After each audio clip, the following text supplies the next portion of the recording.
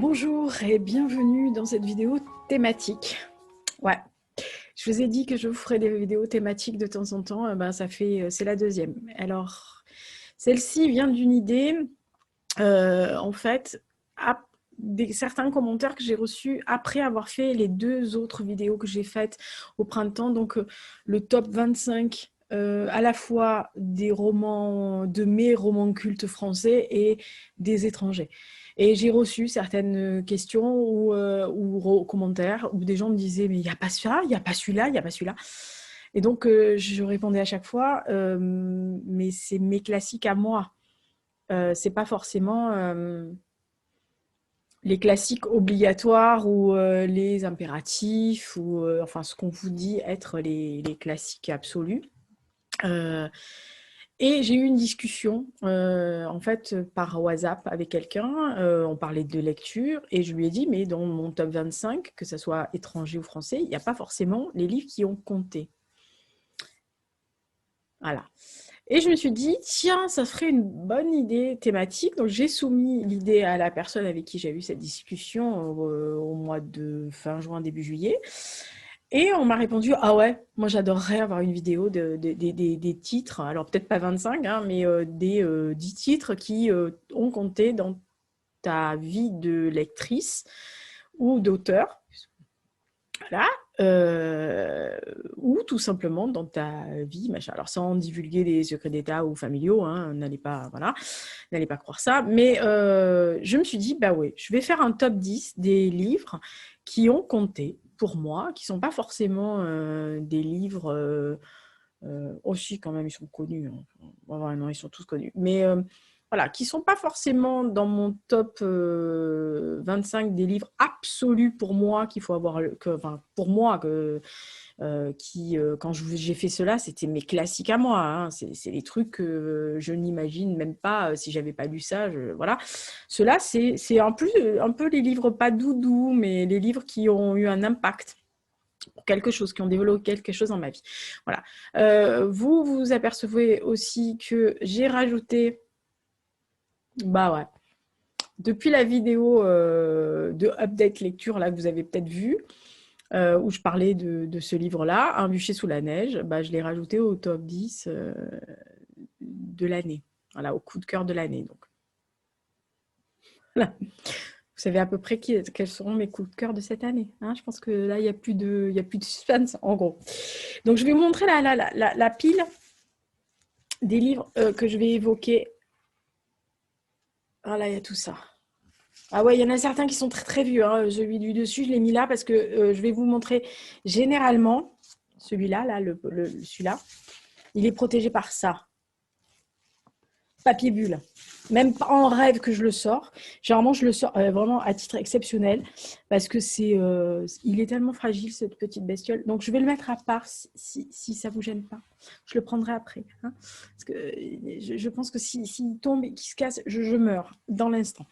Donc, je vais vous montrer en fait les 10 livres qui ont compté dans ma vie de lectrice ou d'auteur dans la globalité. Par ordre, j'ai essayé de les mettre par ordre de découverte ou de lecture, ce qui est à peu près faux quand je vois un ou deux. Mais voilà, peu ou prou, c'est ça. Voilà. Premier, oui. Alors c'est une édition qui est un peu vieillotte, hein, mais c'est une édition qui m'avait été offerte parce que dedans c'est écrit. C'est une édition qui m'avait été offerte pour mon pépé. Voilà. Qui aimait beaucoup de Jules Verne. Et quand j'ai été en âge... en plus, oui, il y avait encore ces notes. Isa, donc, oui, j'ai commencé par le Club des 5, Fantomètre, machin. Hein, oui, oui. Non, il n'y avait pas oui, oui à l'époque. Le Petit Prince, machin. Qu'on me lisait, hein, Le Petit Prince, parce qu'en fait, on m'a lu Boréal de Paul-Émile Victor et Petit Prince en intraveineuse hein, quand j'étais petite. Voilà. Mais j'avais Fantomètre, le Club des 5. Mais quand j'ai commencé à vouloir un peu lire des choses, on m'a donné à lire Jules Verne.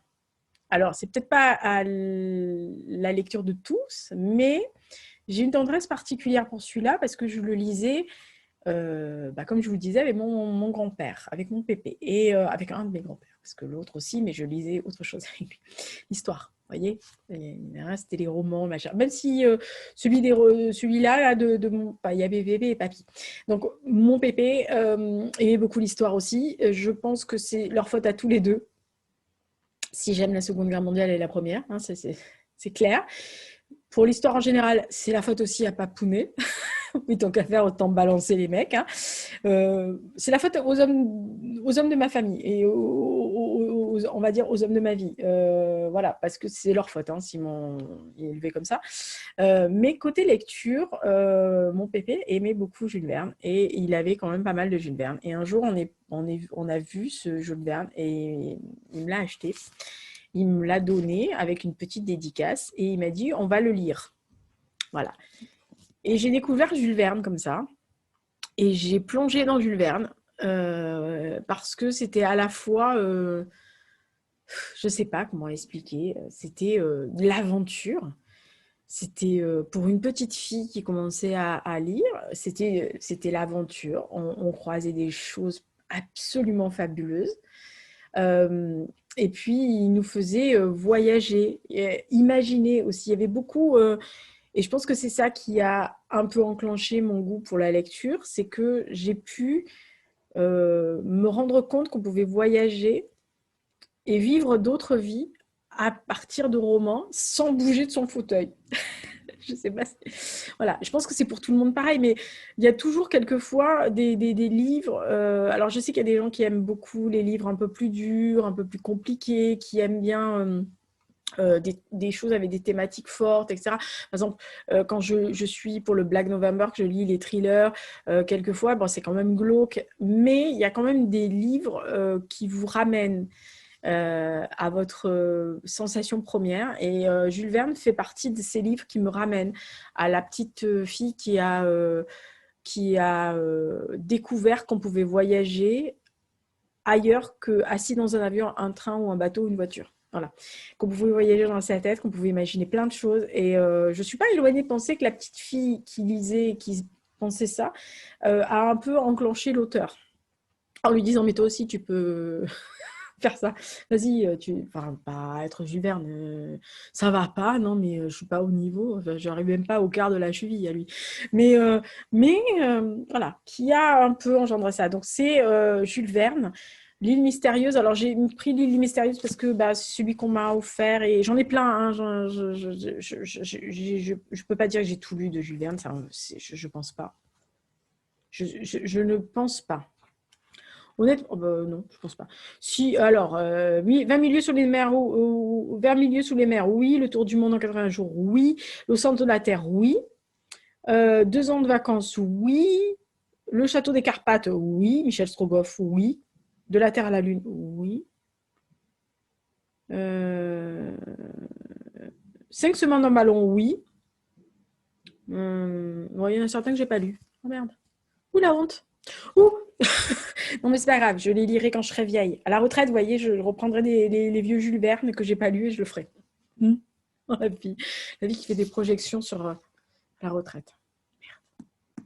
Oh, j'ai encore 17 ans à travailler. Rien que ça me stresse. Bon, bref, on va pas commencer à se stresser. Alors, autre livre qui a eu un impact et qui a compté dans ma vie. Alors là, il y en a certains qui vont se dire, ouais, non, mais c'est normal, vu d'où elle vient, celle-là. Bah ouais.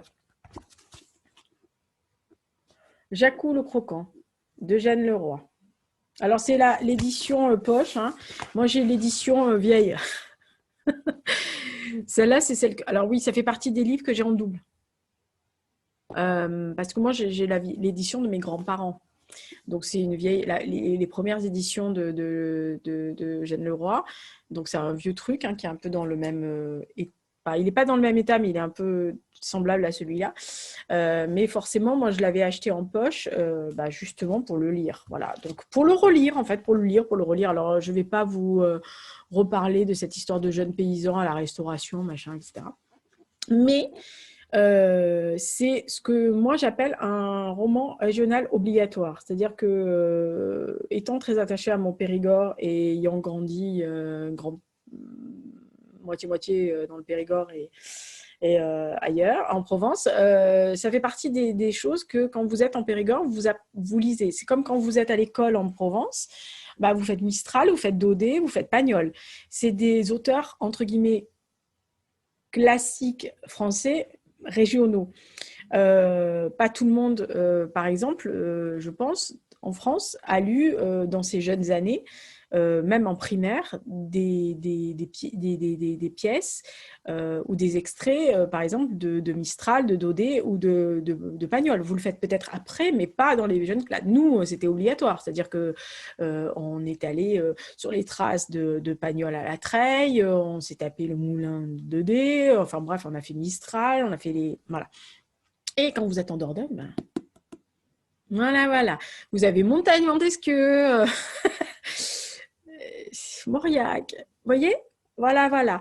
Donc, Jacques le Croquant fait partie de ça. Un jour, je me souviens très bien, encore mon pépé, hein, un été, je lui dis, il faudrait que je lise quelque chose, j'ai envie de lire un truc. Il m'a dit, de toute façon, il faut que tu lises ça.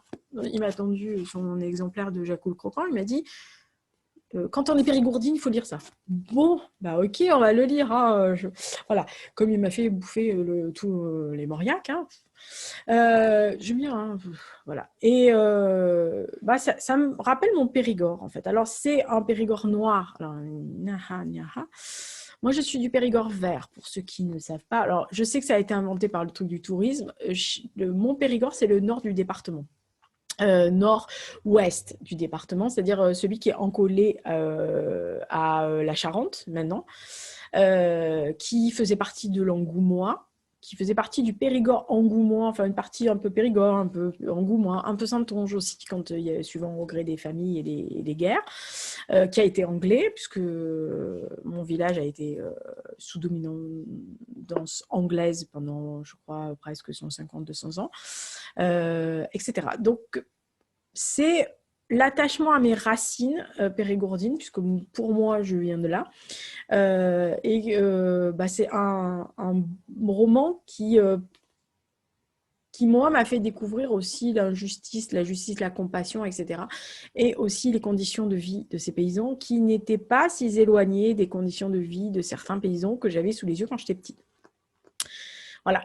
C'était pas non plus dégueu, hein, mais il y avait encore des fermes où il y avait de la boue dans la maison, quoi, où il y avait des poules et des cochons dans la maison. Donc, oui, j'ai 50 ans, donc j'ai connu cette période-là où il y avait encore des fermes qui étaient un peu difficilement vivables, mais qui étaient comme ça. Voilà. Donc, Jacques le Croquant fait partie des livres qui ont compté parce que ils m'ont ancré dans ma...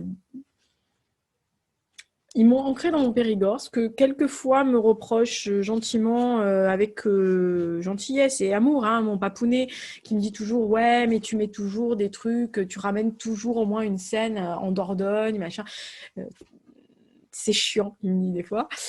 Et moi, je lui dis « Oui, mais on écrit bien que sur des choses qu'on connaît assez bien. Et moi, ça me fait plaisir de mettre de temps en temps des touches de Périgord comme ça, parce que voilà, c'est maison. C'est pas E.T. téléphone maison, mais c'est maison.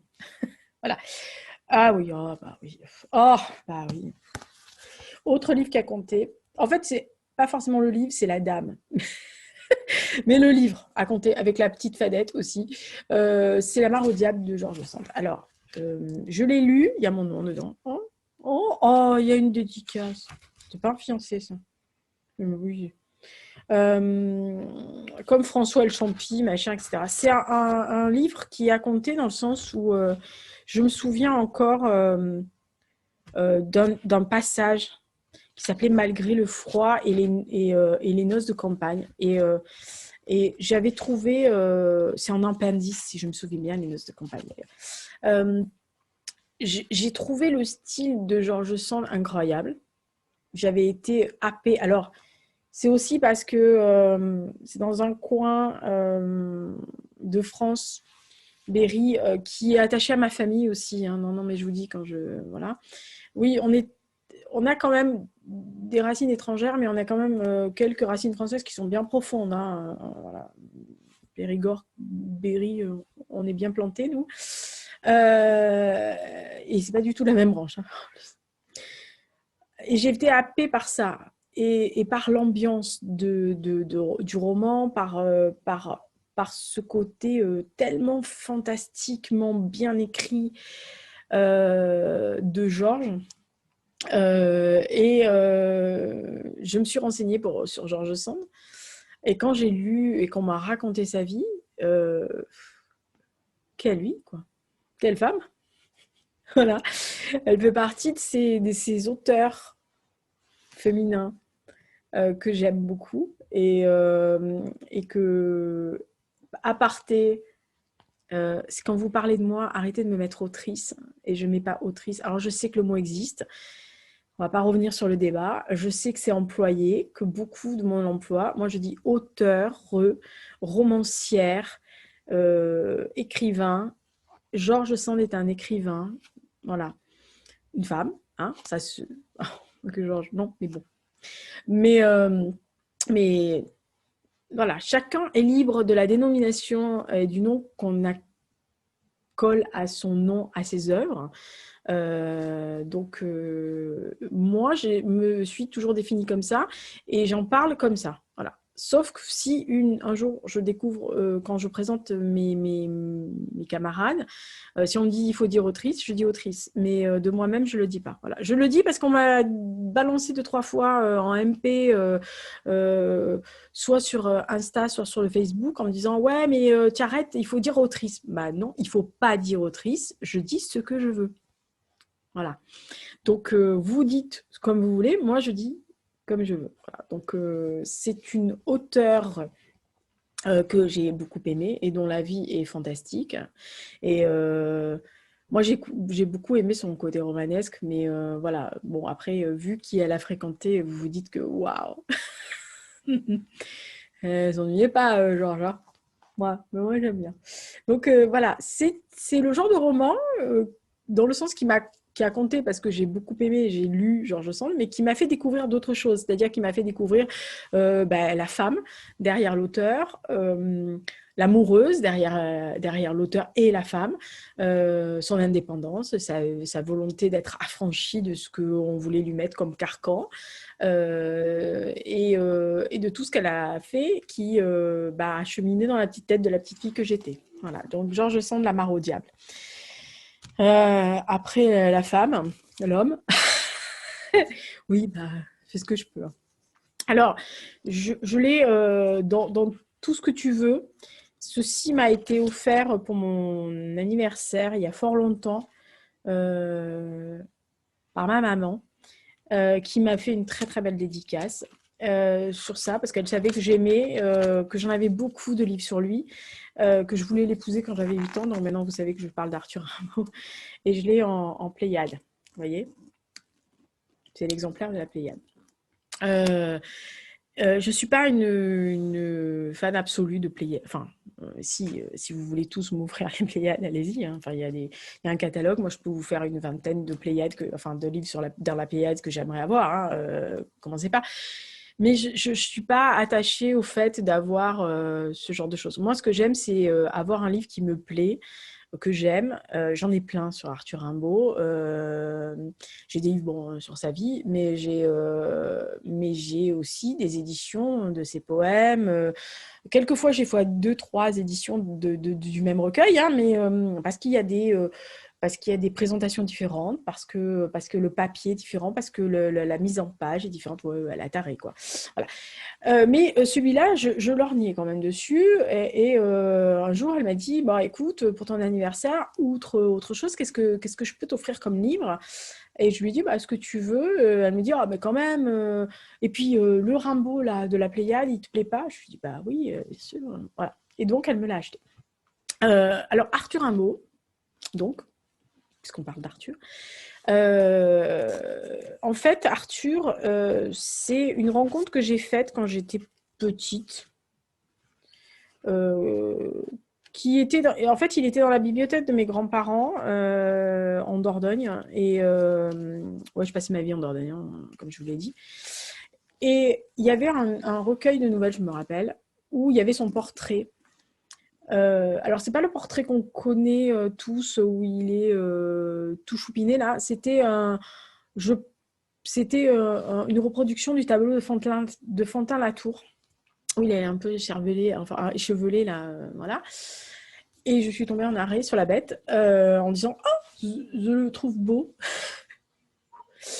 Et j'ai voulu l'épouser. Voilà, c'est pas ma faute. Donc, on m'a dit, on va se calmer tout de suite. D'abord, on va lire. Hein. Donc, on m'a lu, parce que je n'ai pas lu. Hein. On m'a lu d'abord des poèmes que je dois, honnêtement, je pense, honnêtement, pour être honnête, n'avoir rien compris à ce qu'il racontait. Hein. 8 ans. Mais j'aimais la sonorité. On m'a fait apprendre les voyelles, que j'ai trouvé géniales. Et je suis restée bloquée sur Arthur Rimbaud. Quand je suis devenue un petit peu plus grande, j'ai continué à lire le recueil. Je comprenais des fois pas tout, mais j'aimais bien. Et puis après, j'ai compris. Voilà. Et je me suis intéressée encore plus à sa vie, à la bestiole, à ce qu'il avait fait, pas fait, que ça soit avant d'être le poète qu'on connaît ou après, parce qu'on m'avait raconté ce qu'il avait fait après quand il était parti en Abyssinie, etc. Et puis le fait qu'il était mort à Marseille, ça faisait que il y avait un lien avec où je vivais aussi quand j'étais petite, et que j'étais même allée voir l'endroit puisque je savais qu'il était mort à l'hôpital de la Conception. Donc on m'avait accompagnée pas loin, machin. Non mais ouais, pèlerinage, la fille qui limite si elle va pas à Charleville-Mézières pour aller voir. Bon et donc, je sais pas, je sais pas comment expliquer que ce livre, oui, les livres de Arthur, enfin, en tous les cas, les poèmes ont eu un impact, mais ça m'a ouvert à la poésie. Alors, je pense qu'il y en avait déjà, on m'en lisait, hein, mais lui m'a ouvert un autre pan de la lecture, c'est-à-dire la poésie. Voilà. Il m'a ouvert ce côté d'avoir envie de lire autre chose que des romans. Donc, par rapport à lui, j'ai la tourterelle que vous avez peut-être entendue, c'est General Hux. Ah non, il fait tourterelle maintenant. Non, mais voilà. Donc, il fait tourterelle. Bon, un truc à sauter, c'est tourterelle. Hein. Enfin, je l'appelle tourterelle. Si je vous décale un tout petit peu, peut-être que vous allez le voir, mais je ne suis pas sûre. Non, il est trop loin. Je suis désolée, mais il ne va pas revenir vers là, mais il y a sûrement quelqu'un et donc qui va sonner, je suppose, parce que j'entends une voiture, donc ça va encore sonner, parce que je ne sais pas pourquoi ils sonnent chez moi, les gens. Et j'ai eu, par rapport à, j'en reviens à Arthur, en fait, j'ai ouvert des livres de poésie qu'il y avait chez nous, et je suis tombée sur un jour François Villon. Et alors là, oui, deuxième coup de cœur. Et je me suis dit, oh, c'est beau la poésie. Donc, j'ai commencé à en faire. Voilà. J'étais toute petite, hein, mais j'en ai fait. Bon, ça parlait de renards et de fleurs et c'était complètement crétin, mais c'était joli, c'était naïf. Voilà. Et du coup, ça m'a aidé aussi à voir les cours de français différemment et d'écrire des choses. Et je remercie ici ma maîtresse de CM1, CM2, qui m'a ouvert les portes de ça. Voilà, qui m'a encouragée à écrire, qui a gardé mes poèmes d'ailleurs, de l'époque, enfin certains. Et alors c'était illustré, il y avait des dessins, donc comme quoi j'écrivais, je faisais déjà des dessins à côté. Peut-être pour illustrer ce que j'étais en train d'écrire, pour essayer de faire comprendre aux gens, parce que sûrement. Mais voilà, donc Arthur Rimbaud m'a ouvert un autre pan de la littérature, un autre pan de la lecture, c'est la poésie. J'en ai écrit beaucoup moi-même. J'ai toujours un recueil de poèmes qui est sous le coude, que je voudrais un jour mettre en publication comme ça, juste pour le plaisir. Ça sera un recueil, tout ce qu'il y a de plus banal, hein, mais voilà. Mais j'ai envie de rassembler les poèmes que j'ai écrits juste pour avoir une trace. Mais la poésie fait partie de la vie, voilà. Et on peut les trouver dans les livres d'Arthur, mais on peut les trouver dans la nature. Donc voilà, c'est Arthur Rimbaud. Autre livre qui a compté, mais enfin c'est l'auteur, mais c'est le livre. Alors là, on attaque le lourd. Là, c'était plus... quand on a vu que je m'intéressais à la Seconde Guerre mondiale, non, vous allez voir. On m'a mis dans les pattes des livres d'histoire. des livres d'histoire, des livres d'histoire. Et un jour, on m'a mis entre les pattes celui-ci. Voilà, Anne Frank, le journal. On m'a dit, il faut que tu lises parce que c'est à lire. Alors, je peux vous dire exactement quand on me l'a donné, parce que la personne m'a très gentiment, quand elle me l'a donné, m'a mis la date. Donc, c'était en fait, il faut que je retrouve la porte, hein, voilà, là. C'était en 1983, exactement le 9 juin 1983. Voilà. Quand on me l'a mis dans les papates, hein, pour me dire, bah, il faut que tu lises ça. Donc, j'ai lu. Voilà, c'est pas très... Mais je suis tombée dans une autre partie d'histoire. Je suis tombée dans un autre aspect de la Seconde Guerre mondiale qui, depuis mes jeunes années, était plus tourné vers l'histoire française. Puisqu'en fait, bah, comme je disais, j'avais un oncle qui était dans le maquis, dans la résistance. Mon grand-père était marin, donc lui, il avait vu son bateau s'aborder à Toulon. Il l'avait vu et il était parti, comme beaucoup, se cacher après. Mon autre grand-père était dans les tanks. Donc, pareil, c'était des gens qui m'avaient parlé de la Seconde Guerre mondiale, mais du côté français, du côté résistance, du côté guerre, etc., armée. Ou armée allemande, mais il n'y avait pas ce côté-là. Il n'y avait pas le côté extermination, pas encore, peut-être parce qu'ils jugeaient que j'étais trop petite, même si on n'était pas loin d'Oradour-sur-Glane, que j'avais entendu parler d'Oradour-sur-Glane, et que je voulais aller voir, et que j'ai vu je crois, un an après. Ouais, je crois en 84 ou 85, oui, parce que personne ne voulait m'amener avant, parce que tout le monde trouvait que j'étais beaucoup trop jeune. J'avais pas tort d'ailleurs. Et donc, on m'a mis ça entre les pattes et j'ai découvert donc l'autre versant de la Seconde Guerre mondiale, ce qui est tout ce qui était le régime concentrationnaire, et ce qui m'a amené à lire d'autres livres, ce qui m'a amené à demander de lire des livres plus puissants. Et donc, on m'a mis entre les pattes les bases du nazisme, de l'État totalitaire, de la doctrine nazie. Et donc, j'ai découvert l'autre versant, j'ai découvert le protocole de Wannsee, etc. Et donc, voilà. Donc, c'est ce livre, comme je dis, le livre qui a compté, c'est pas la puissance du livre, enfin, nonobstant la puissance du livre, mais c'est le livre qui m'a fait voir un autre versant, une autre voie à explorer dans cette Seconde Guerre mondiale qui me passionnait déjà. Voilà. Donc après, c'est vrai que je pense que tout le monde l'a lu. Je pense, hein. À l'école, en tous les cas, je crois qu'il est toujours au programme. En tous les cas, nous, il était au programme, je crois qu'il était au programme de 4e. Donc en fait, moi, je l'ai lu l'année précédant la 4e, puisque 83, j'étais encore je finissais peut-être ma 5e, je crois, si je me souviens bien. Ouais. Donc je l'ai lu un an avant de le faire en 4e ou 3e. Je ne sais plus à quel programme il était, mais en tous les cas, moi, il était peut-être au 4e, 3e. Et donc, ça fait partie des livres comme ça qui vous marquent parce que vous identifiez à la petite fille parce qu'elle avait elle avait presque mon âge et que vous ne pouvez pas ne pas être sensible quand vous lisez à cet âge-là le journal d'une petite fille qui a à peu près votre âge à vous, à ce qu'elle a vécu et ce que vous vivez en parallèle. Donc voilà, ça fait partie des livres qui ont compté aussi. Autre livre, alors complètement différemment. Ça, c'est à cause de Georges. Hein. Oui, je sais. Donc, c'est Laura des Asio de Musset.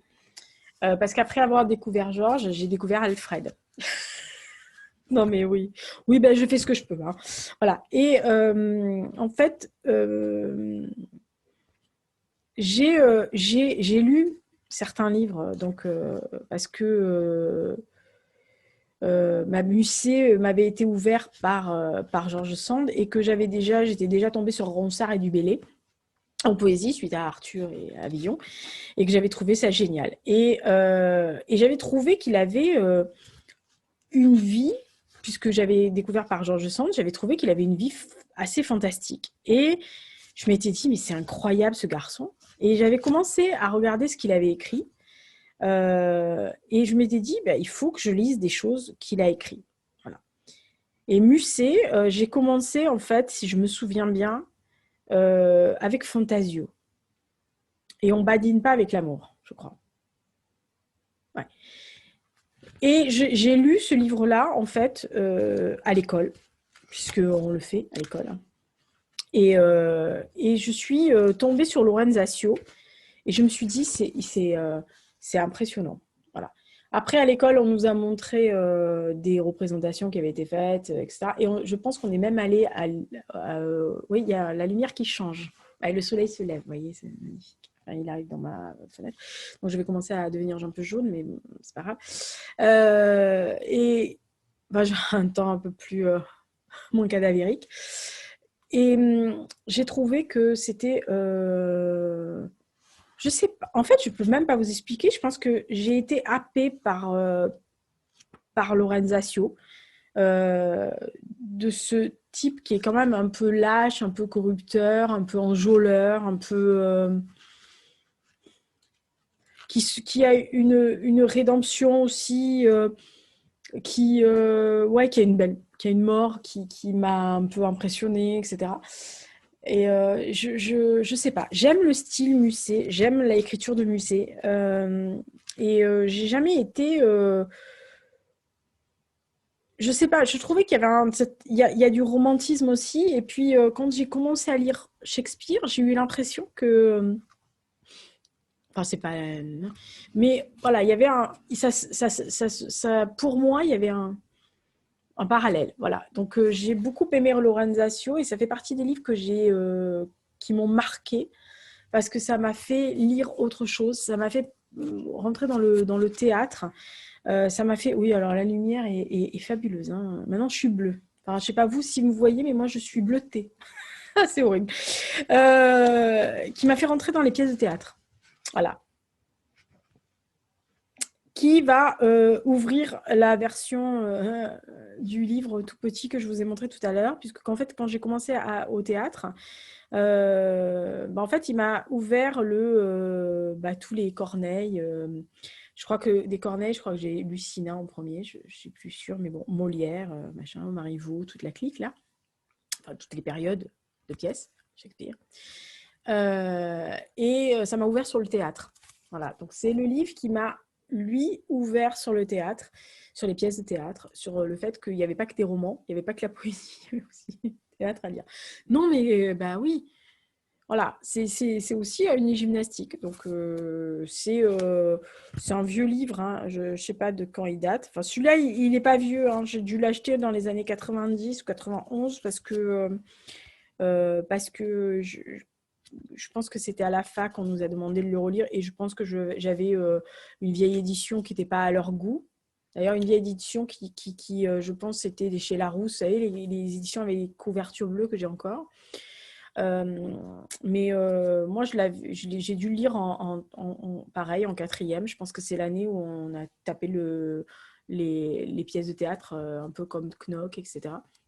Et donc, quand je suis tombée sur Lorenzasio, voilà. Livre qui a compté.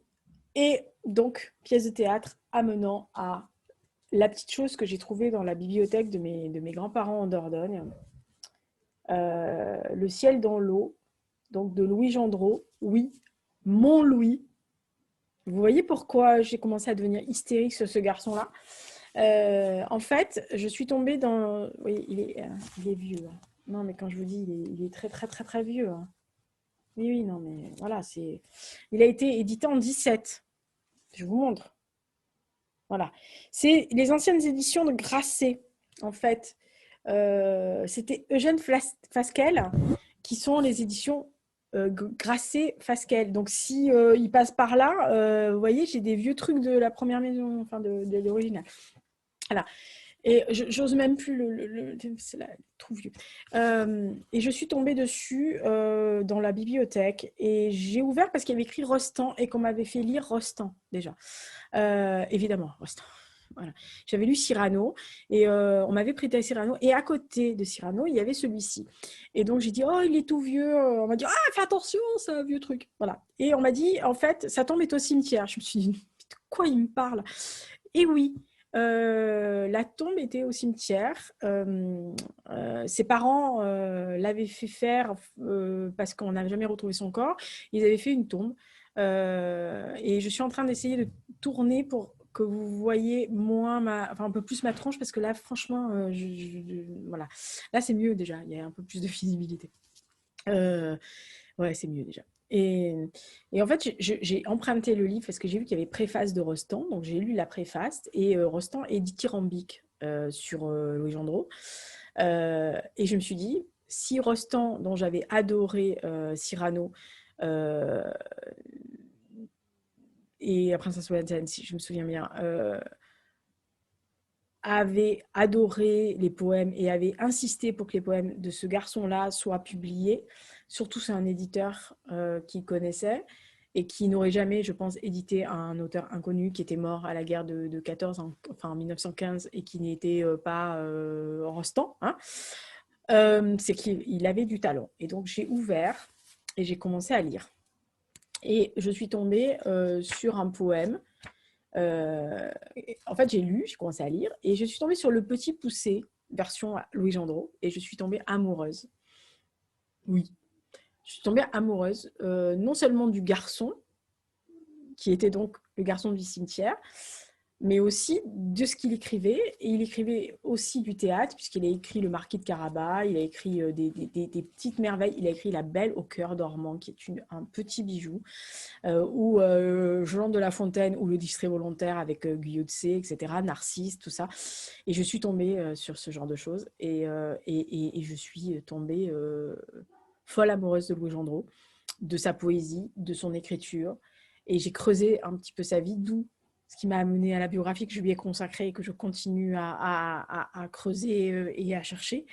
Et, je suis, voilà, c'est ce qui fait partie des livres qui comptent, c'est que ce garçon-là, quand je l'ai eu entre les mains, enfin son livre, je devais avoir 17 ans à peu près, 17 ans, oui, bah oui, parce qu'il y a l'autre qui suit, donc oui, 17 ans. Il a orienté ma vie d'auteur. C'est-à-dire que je me suis dit, tu sais, enfin j'écrivais déjà des petits romans, des petites nouvelles, etc. Mais je me suis dit, tu peux faire autre chose. Tu peux écrire des biographies. Tu peux te centrer sur un personnage. Tu peux te centrer sur une personne, sur un lieu, d'où j'ai fait la monographie sur mon village et d'où j'ai commencé à travailler sur Louis Gendreau. Je ne pensais pas être légitime. Je pensais qu'il y avait un biographe déjà qui avait fait ça. Donc je faisais dans mon coin pour être moi, quoi.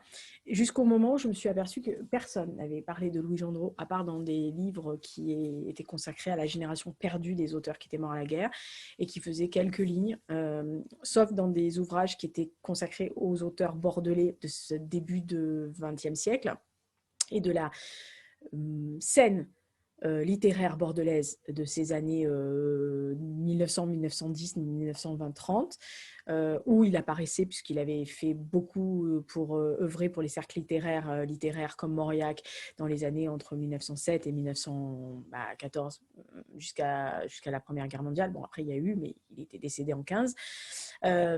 Et que ces pièces ont été adaptées après-guerre, à titre posthume grâce à son copain Guyot de C et à Rostand qui, malgré le fait qu'il est mort, lui, peu après la guerre, mais qui a œuvré pour que ces pièces soient montées, notamment soient distribuées et soient lues par une certaine Sarah Bernard qui avait adoré une de ces pièces, qui voulait la monter et qui la mettre à son théâtre, qu'il a été distribué par le théâtre français, etc. Et je me suis dit, tu peux faire autre chose. Et en fait, Louis Gendreau m'a mené à une quête qui est mon but personnel, c'est-à-dire de retrouver un objet ou quelque chose qui serait à lui sur le champ de bataille de Crouy pour pouvoir, entre guillemets, le ramener à la maison, c'est-à-dire dans notre village, pour qu'il y soit, et faire en sorte qu'il soit reconnu. Alors, il a déjà des plaques qui ont été apposées dans son village de naissance à La Roche-Chalais il y a un an et demi. J'espère qu'il y aura d'autres choses qui vont se manifester parce que je tiens à la mémoire de ce garçon. J'ai un tatouage qui le prouve, hein, voilà. Et j'ai voilà, il fait partie des livres et donc des auteurs et des livres qui ont eu un impact sur ma vie parce qu'en fait, il m'a poussé à faire autre chose. Et maintenant, je vis avec Louis. Voilà. Donc, je repose la bestiole dans son papier bulle. Hein, voilà. Parce que c'est hors de question que le truc. Voilà. Autre livre, parce qu'on va y arriver. Hein, autre livre, je vous dis que ça va durer 3 heures ce truc. Autre livre, c'est Platon, La République. Alors, je l'ai lu, j'étais en terminale. Pardon, je ne l'avais pas relu. Oui, non, je ne l'ai pas relu depuis. Mais, mais je n'avais pas rouvert le bouquin. C'était en terminale et on m'a écrit « As-tu capté quelque chose à ce bouquin ?» Et j'ai répondu « Oui, un peu, mais ce n'est pas le Pérou. » Je ne sais pas pourquoi j'ai écrit ça. Je suis complètement débile. En fait, ce qui m'a marqué dans Platon, c'était de pouvoir réfléchir sur un bouquin et notamment sur la liberté. Alors, la République, mais sur la liberté, la démocratie et surtout tout le concept de la liberté, de l'aliénation de la liberté, des droits qu'on a en tant qu'être humain, d'être libre, etc. Et je me souviens que quand je l'ai lu, parce que c'est une pavasse, et la pavasse, elle est écrite petite, hein, voilà, et en plus, il y a des notes à la fin qui sont écrites encore plus petites. À l'époque, j'avais des bons yeux, donc je pense que c'est pas mal. Et je me souviens que c'était en terminale, et que notre prof nous avait dit il faut absolument le lire cet été, donc avant la terminale, donc entre la première et la terminale. Vous me faites une fiche de lecture détaillée et vous me dites ce que vous en pensez. Et alors, quand il y en a, on est revenu, il y en a certains qui avaient rien capté.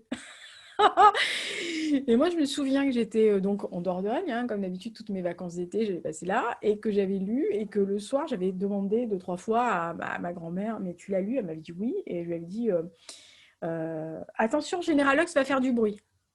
Ah non. Non, parce qu'il a un nouveau griffoir et je ne vous raconte pas le boucan qu'il fait quand il s'attaque à son griffoir. Et elle m'avait dit, mais oui, je l'ai lu, oh là là, ça fait longtemps, machin. Et on en a discuté et j'avais, en discutant avec elle de ce qu'elle avait ressenti à l'époque, elle m'avait dit, bon, attends, prête-moi-le quand même que je relise quelques passages pour me rafraîchir la bête. Et quand j'étais arrivée avec ma fiche de lecture, en fait, la personne m'avait dit, mais parce que j'avais dit enfin, je crois que j'ai eu des discussions avec ma grand-mère sur ce sujet-là, enfin sur le livre.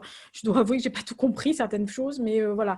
Et le prof nous a expliqué par le détail la République de Platon, tout ce qui était dans Platon. Ça, c'est Général Lux qui a ici. Attendez, il faudrait que je vous montre parce qu'il a ses fans, le bestiau. Coucou, Général Lux. Ouh, regardez ma bébête, comme il est beau. On l'a beau, hein? Oh, ce qu'il est beau, ce chat. Oh là là. Allez, va voir ailleurs si j'y suis, parce que sinon la vidéo, elle va durer 4 heures. Et donc, voilà. Donc, ça fait partie des livres qui ont compté, parce que ça a été autre chose. C'est-à-dire, c'est des livres qui sont très... qui donnent envie de réfléchir. J'ai jamais voulu faire de philo. Je suis très mauvaise en philo. Je pense que j'ai planté mon... si je me souviens bien, je crois que j'ai fait un hors-sujet complet. J'ai eu 3 au bac. Donc, vraiment une nullité. Mais j'avais un prof de philo qui était très intéressant. C'était un frère mariste, mais c'était au-delà de tout entendement. Et je sais que j'ai discuté avec lui hors classe de ça. Et plusieurs fois, on en a beaucoup ri parce qu'il me donnait il me faisait des photocopies d'autres extraits de Platon, d'autres livres de Platon. Et il me disait, il faudrait que tu lises ça, il faudrait que tu lises ça. Et moi, quand je voyais, je lui disais, ouais. Et alors, j'allais à la bibliothèque. Je me disais, bon, quand même, il ne faut pas être débile. Tu vas lire Platon, machin. Il te dit de le lire, il faut le lire. Et quand je voyais les extraits qu'il me mettait et les pavasses, je me disais, oh non, je ne vais pas y arriver. Donc, j'ai lu quelques pavasses de Platon bien après, quand j'étais très, très vieille. enfin plus vieille, et que j'étais partie et que enfin, que j'avais fini mon cursus scolaire, même universitaire. Mais honnêtement, voilà, je suis partie après tout ce que j'ai fait, peut-être 10 ans après, quand je travaillais, etc., j'ai repris 1 ou 2 Platon, mais voilà, c'est un livre qui a compté parce que ça m'avait pensé que j'étais vraiment pas faite pour ce genre de choses. Autre livre, La Citadelle de Syntex. Alors, La Citadelle de Syntex, c'est surtout parce que c'est un parcours initiatique. Je me souviens de ça parce que en fait, moi, ça m'a fait penser enfin, je l'ai toujours dans la tête, cette histoire de roi berbère qui enseigne à son fils. Mais pour moi, c'était un homme qui avait des regrets de sa vie, ce qu'il aurait fait, ce qu'il n'aurait pas fait, etc. Et qui racontait ça. Et honnêtement, j'ai toujours gardé... Alors, c'est un vieil exemplaire qui en fait, m'a été légué euh, par ma troisième grand-mère, enfin ma troisième grand-mère, qui était ma voisine quand j'étais petite, qui était ma voisine très longtemps, et qui, quand elle est décédée, bien avant qu'elle décède, m'avait dit, tu vois, parce qu'elle avait une bibliothèque mais fabuleuse, fabuleuse. Une grosse lectrice, une grande lectrice, quelqu'un de féru lecture, de littérature classique, de philosophie. Etc. D'ailleurs, on avait discuté de Platon aussi, toutes les deux, et qui m'avait dit, tu prendras les livres que tu veux dans ma bibliothèque quand je ne serai plus là, parce que je préfère que ça soit toi qui les aies. Et je sais que celui-là, elle me l'avait prêté, et je l'avais lu, je l'avais beaucoup aimé, et elle m'avait dit, je lui avais rendu bien sûr, et elle m'avait dit, quand je ne serai plus là, il sera à toi. Voilà. Et donc, quand elle n'a pas été là, son frère est venu me dire, bon, bah, je sais que tu dois prendre des bouquins. Elle avait listé les bouquins que tu voulais parce qu'on avait regardé ensemble. Et le premier qu'il m'a donné, c'était la Citadelle de Syntex, parce qu'il m'avait dit, je sais qu'elle l'avait lu, entre guillemets, en ta compagnie, relu. Toi, tu l'avais lu, mais elle l'avait relu en même temps, entre guillemets, avec toi, à travers tes yeux. Et moi, j'avais trouvé que c'était un très beau texte parce que la notion de regret sur les actes qu'on aurait dû faire, qu'on n'aurait pas fait, voilà. Je trouve que c'est un livre empreint d'une très belle réflexion, sachant que c'est un roman inachevé, puisque Syntex est mort sans qu'il l'ait relu. Je crois qu'il date de 36, enfin, je crois qu'il a écrit en 36. Et j'avais été beaucoup touchée par ça, par les sentiments qu'il développe dans le livre, par le côté regret, euh, par le côté de cet homme qui déroule ce qu'il a fait, ce qu'il ferait, ce qu'il aurait dû faire, etc. Enfin, moi, quand je vous parle de ça, j'ai dû le lire, je devais avoir 20 ans, 21 ans, 22 ans. Donc, en gros, oui, j'avais lu déjà Syntex avant. Voilà, j'avais lu Vol de nuit, Le Petit Prince, évidemment, Pilote de guerre, Terre des hommes, machin. Mais celui-là, non. Et c'est vrai que quand je l'ai lu, j'étais jeune, hein, 20 ans, 21, 22 ans, vous êtes jeune, vous n'avez pas encore trop de regrets ou de remords, de quoi que ce soit, ou en fait de recul sur votre vie, des choses, enfin, si vous regrettez des trucs, c'est très con. Et pourtant, j'avais senti ça, et je sais que je l'ai relu il y a une dizaine d'années, un été, et j'ai eu la même sensation que ça. C'est un livre qui a un sens pour moi, qui fait sens et qui me donne un sens à chaque fois que je l'ai lu 2 fois dans ma vie, et à chaque fois je suis sortie de là en étant incapable de lire autre chose pendant une semaine. Voilà, c'est un livre qui a du sens pour moi, donc c'est un livre qui a compté. Donc Citadelle de Syntex, voilà, enfin de Antoine de Saint-Exupéry, pardon. Et, voilà. Non, ouais, je sais. Et dernier livre, ouais, je sais, après on arrête. Dernier livre, punaise. Alors, il est en allemand, mais je l'ai lu en français, je signale, parce que moi, l'allemand, c'est pas... Voilà. C'est le traité d'infanterie d'attaque, c'est la traduction en français, de Rommel. Après Anne Frank, moi j'étais tombée sur Rommel bien avant, mais j'avais pas lu, et il faisait partie des livres qui étaient dans la bibliothèque familiale. Je ne sais pas comment mes grands-parents ont eu ça, ne me demandez pas. Je pense que voilà. C'est en allemand, donc je pense qu'il y en a au moins un seul dans la famille qui a pu le lire, hein, parce que les autres, ça m'étonnerait. Et moi, je l'ai eu, bien sûr, en français après. Mais j'ai un attachement particulier parce que j'ai trouvé que le traité d'infanterie était toujours d'actualité pour les militaires. D'ailleurs, je crois que le fascicule est toujours employé dans certains cours d'école militaire, paraît-il, d'après ce que j'ai vu. Il n'y a pas très longtemps, il y avait encore un fascicule de traité d'infanterie de Rommel qui circulait dans certaines choses. Après, c'est un soldat, nonobstant ce qu'il a fait ou pas fait, etc., qui m'a toujours fasciné comme Guderian, comme Joukov, côté russe. Parce que c'est des gens qui avaient une optique, qui avaient une vision, qui étaient au milieu de ces hommes et qui avaient... alors, qu'on se trompe ou se trompe pas dans le militaire, bah, ça arrive qu'on fait des tactiques qui ne marchent pas, hein, pas non plus. Mais voilà, ça fait partie quand je vous dis Seconde Guerre mondiale, ça fait partie des gens qui ont eu un impact. Alors lui fait partie des rares collections que je fais. Donc j'ai beaucoup, quand je vous dis beaucoup, c'est plus de 100 hein, livres qui parlent de Rommel, donc sa vie, son œuvre, on va dire. Bien sûr que j'ai ses mémoires, qui d'ailleurs font partie des premières éditions qui ont sorti sur ça. Voilà, j'ai un vieux truc comme ça. J'ai les versions... Mon Dieu, ça date de 43. Je ne sais pas comment ils ont eu ça, moi, mes grands-parents. Alors, le truc traite de 37, 43, je ne sais pas. Sachant que mon grand-père avait été, enfin, mon pépé avait été expédient en STO et il s'est échappé. Ça fait peut-être partie des livres qu'il a récupéré quand il était sur place, je ne sais pas. J'aurais dû demander à l'époque, mais comme je ne l'ai pas lu en allemand, mais que je l'ai, moi, récupéré pour ma petite bibliothèque, ouais, il fait peut-être partie de ça. Voilà, ça fait partie alors des livres qui m'ont compté parce que quand je l'ai lu, j'ai voulu savoir qui était le mec qui avait écrit ça.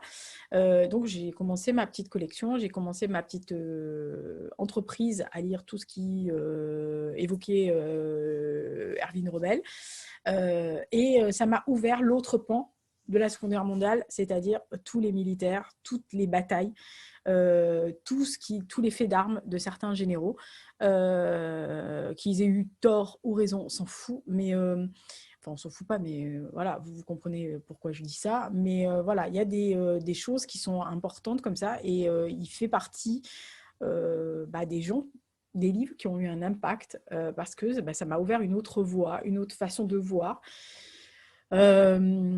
d'autres perspectives de lecture, et je ne me suis pas cantonnée au côté ou blanc ou noir. J'ai regardé le milieu aussi, et voilà. Donc dans l'histoire, il n'y a pas qu'un seul côté, il n'y a pas que l'autre côté aussi, il n'y a pas que les gens que vous êtes pour et les ennemis, il y a aussi tous ceux qui ont contrebalancé un jour ou l'autre, un coup dans un camp, un coup dans un autre, etc. Voilà. Donc ça faisait partie des livres qui ont compté pour moi, donc Infanterie d'attaque de Rommel.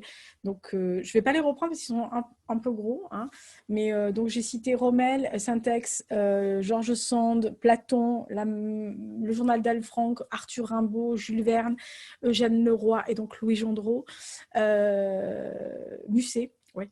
Ça, c'est des livres, le top 10 des livres qui ont compté dans ma vie de lectrice, d'auteur et d'auteur et dans ma perspective de travail, d'artiste. Voilà, qui ont influencé à un moment donné, qui m'ont ouvert d'autres voies, qui m'ont ouvert d'autres perspectives de lecture, d'autres perspectives d'écriture, qui m'ont donné envie d'y aller, de me dire ça tu peux le faire, ça tu peux pas le faire, ça tu peux le faire, ça tu peux pas le faire.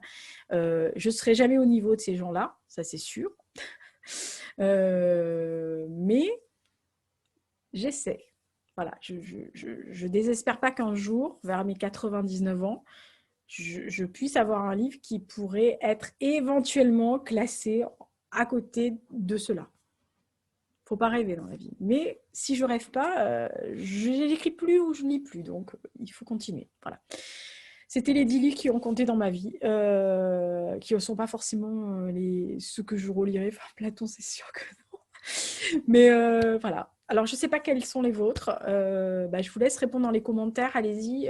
Dites-moi les livres qui ont compté, pas les 10. Pas forcément fou. Vous n'êtes pas obligé de mettre le top 10. Mais si vous en avez 10, ça c'est bien. Mais dites-moi les livres qui ont compté, s'il y en a dans ceux-là déjà. Et puis, quels sont les livres qui pour vous ont compté. Pas les livres que vous avez préférés, les classiques qu'on vous a imposés, machin. Non, non, les livres qui ont eu un impact sur votre vie, qui vous ont orienté, qui vous ont donné une envie, une appétence pour quelque chose, qui vous ont, par exemple, fait découvrir que le théâtre et qui vous lisez plus que du théâtre parce que vous n'aimez plus que ça. Voilà, donc allez-y, commentaires en bas. Si vous n'êtes pas abonné, abonnez-vous, ça fait toujours plaisir, les commentaires aussi. Et puis on se voit pour le point lecture. Et oui, le point lecture, donc qui sera à la fin des livres que j'aurai lus entre le 15 octobre et la fin octobre, enfin presque fin octobre. Et il y aura le book haul spécial The Black November. Au moment où je tourne cette vidéo, je n'ai toujours pas récupéré mon colis avec mes livres d'occasion sur le Black November. Heureusement que j'en ai un de Volker Kutscher que j'ai là, que j'avais en prévision du Black November. Donc éventuellement, si je ne les ai toujours pas au 1er novembre, vous ne verrez pas mon book haul. Je vous les incrusterai, enfin je ne peux pas les incruster là, mais je vous les citerai à l'écran. Mais j'espère que je l'aurai d'ici là à récupérer. S'ils se débrouillent à me filer mon colis, c'est crétinos. Voilà. Super. Voilà, voilà. La bonne excuse du Covid. Hein. Non, vous comprenez, avec le Covid, au chaton. Voilà, il y a des bureaux de poste, il y a des points pick-up. Voilà. Pourquoi tu ne penses pas à un point pick-up pour moi? Voilà. C'était le petit coup de gueule de fin de vidéo complètement crétine, mais que la vidéo n'est pas crétine. Voilà. Allez, bonne semaine, portez-vous bien, faites attention à vous, et puis n'oubliez pas, il existe toujours Skype, WhatsApp, FaceTime, Zoom, pour qu'on se fasse des soirées après 21h. Si vous voulez, on peut faire ça. Il vaut mieux en rire, hein, je vous le dis. C'est comme ça, hein. C'est ça où on va au-devant d'une grosse merde. Donc, faites attention quand même, même si ça vous embête. Allez, au revoir et bonne semaine et faites attention à vous. Et puis, je vais nourrir le général Hux qui gueule.